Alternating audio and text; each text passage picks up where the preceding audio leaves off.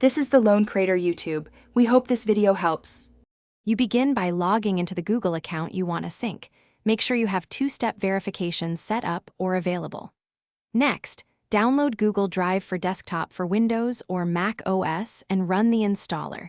This is the pathway Google Photos uses on desktop. Once the installer opens, follow the prompts to allow permissions.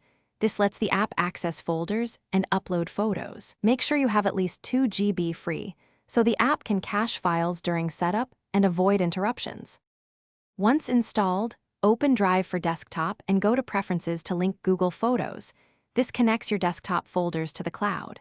Choose which folders to back up continuously and decide between Original Quality or Storage Saver. Original preserves resolution, Storage Saver saves space. Make sure to set upload limits so your internet stays usable.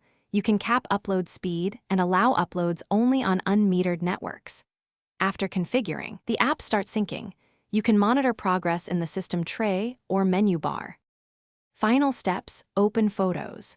Google.com to confirm that your pictures appear, refresh the page and check recent activity. If files are missing, make sure the folders you enabled have proper read permissions and that sync is still active. Sometimes antivirus or firewall settings block uploads. If syncing stalls, restart Drive for Desktop, sign out and sign back in, or relink the Google account. Only clear the app cache if other fixes fail, because that forces a full reupload. This resolves most issues quickly. Thanks for watching. Consider subscribing if we helped you.